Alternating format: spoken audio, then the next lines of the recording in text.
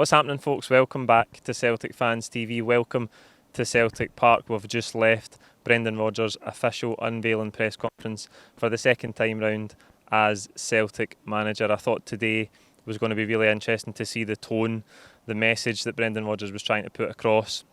So I'll take you through how it went, how the day went from my standpoint as well. So the official, obviously, mainstream media press conference started at just after 4 o'clock.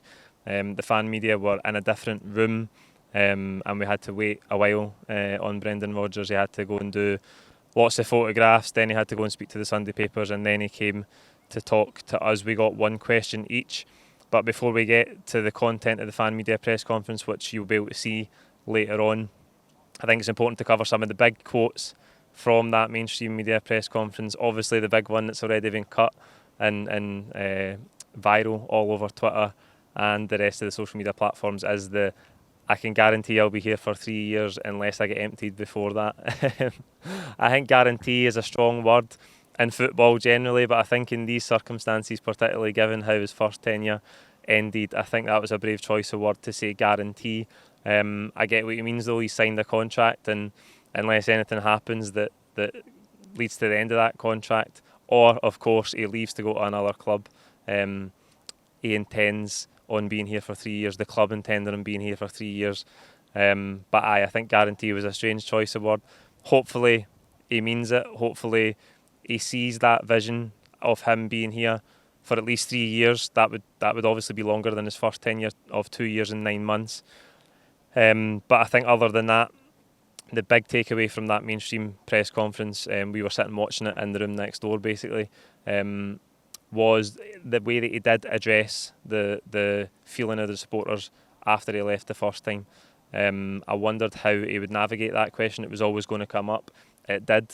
And he said while he didn't regret the decision of leaving, he did regret how he made Celtic supporters feel. I think that was the most candid, sort of solemn tone that he used all day. I think you could tell that he knew he had to address it, and he wanted to do it seriously. Of course, everything's going to play out once the season starts and once we go forward in this second spell for Brendan Rodgers. But in football, we know that winning is everything, and the board were keen to point out, as they have been since the announcement was made, that he was the best candidate, the outstanding candidate. That's what they say for all managers they appoint, let's be honest. But I don't think you can argue that Brendan Rodgers is that, and we've covered that in the content since he has been confirmed. But I thought the tone he used was really interesting when he talked about his regret. Again, you can take that as you want. It's up to everybody how they want to interpret that. But again, I think you can tell that he's got a serious tone about the business he has to do here, about the work he has to do here. And to bring us on to the fan media press conference content, he spoke in great detail about the squad, about what he did here the first time, how he works, how he operates, and obviously the challenges of coming into a team that's actually been really successful. Usually as a manager, he says he's taken over teams who have been at a low ebb, but that's not the case this time around. I was, I think, 10 out of 11 or 11 out of 12 in terms of the fan media questions. The question that I asked him was, from his first impressions and his discussions with Callum McGregor, how does he compare the makeup of the squad he's inheriting now to the squad he inherited in 2016? All the big hitter questions had already been asked before that, but he gave an interesting insight, and I think that the big takeaway from his answer to my question was that he said we want to get more power in the team. That's the standout thing that I took from it. We've talked about that on the channel. A lot of people comment on it and talk about it all the time, that this Celtic team, for all its technical quality, could do with a little bit more power, a little bit more physicality. In Europe was the buzzword this afternoon. It's been the buzzword since Brendan Rodgers came back, was announced. Everybody wants to see a better impact in Europe, more progress being made in Europe, and I think we need power in the team to do that. It was really interesting to hear him say that. And what he said was that the team that he inherited in 2016 had a lot of individual quality, but it wasn't really working well as a cohesive unit, and so therefore for him, from a coaching point of view, it was more of a rebuild. He had more work to do in terms of knitting everything together. the contrast to now is we have a successful team that has a really structured, distinct way of playing, and he talked about the similarities to the time he took over at Swansea when Paulo Sousa had just left and they missed out in the playoffs. He didn't want to maybe tinker too much. It wasn't a complete overhaul that was required because the team was in a good place, and it worked well together, and that's what he has here. He's obviously not had the chance to work with the players yet. That will come in the next couple of weeks. But what he said was it's just about trying to enhance that, and we will see gradual tweaks to it. But he also gave, as I say, that insight about maybe the things he wants to add to the team, the qualities and attributes that he wants to add to the team as he sees it. And I think that will be really interesting as we move forward in the summer transfer window. I think more power in the team is a big one, and it was encouraging to hear him say that. I think he gave a great answer to the first question from Keith from the Cynic, talking about recruitment. As I say, all the big hitter questions were out first, and he gave a really insightful answer. He alluded to this in the mainstream press conference as well, and in the video with Celtic TV last night, but he said it's more joined up what the club is doing now in terms of recruitment. With Mark Lawwell, we have a better view of markets that we should be shopping in. And what he said was, going back to his first time here, he felt that was a little bit confused, and I think we saw the fruits of that in terms of the recruitment towards the end of Rodgers' tenure, really, really poor. And we know that there was rumours and stories that he clashed with the board on terms of who he could bring in, whether the board could back him with the resources to bring in the calibre of player that he wanted. But he seems more confident in the recruitment infrastructure, how it's changed since the last time he was here and how that can function going forward. He seemed confident that we could keep up the success rate we've had in the transfer market under Ange Postecoglou. Whether we might be shopping in slightly different markets, I don't know.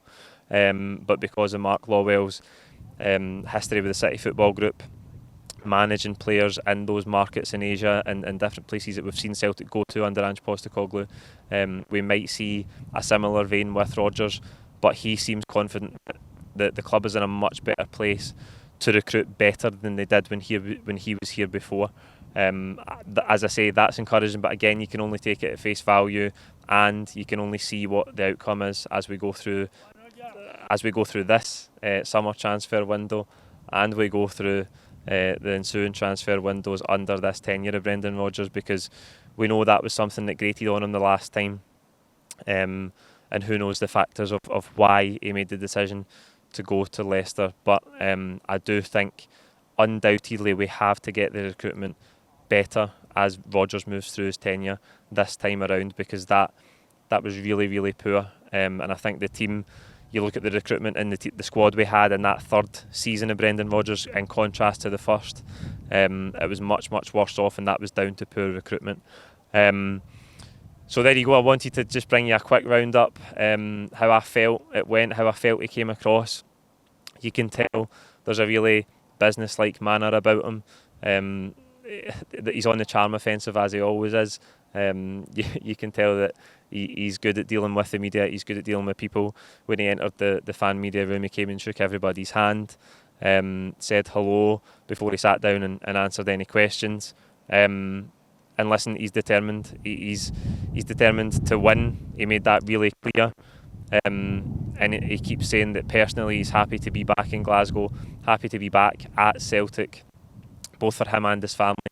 And listen, you can read into that what you want. Again, you've got to take everything to your own interpretation.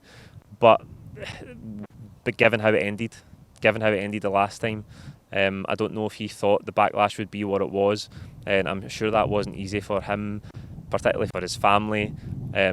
So I think, again, we can maybe rest assured that he was genuinely happy here, because if any of that backlash had left a bad taste in his mouth, I don't think he would have came back. I seen him, we were just leaving. If any of you were here watching this, we were just leaving the main entrance as he greeted the fans who were waiting outside. Not quite the fanfare that was here in 2016 when 13 or 14,000 people filled the main stand. Considerably less this time, but I think we're all happy that he's here, regardless of what we think of his decision to leave. he's the best candidate, he's the best manager to move us forward, and I think this can be a really exciting time for Celtic. We've got to get things right in terms of recruitment, and for him, in terms of the coaching challenges, he has to get the bridge right from Ange Postecoglou's style to his, and not disrupt it too much, because we've got players that really suit playing in that style.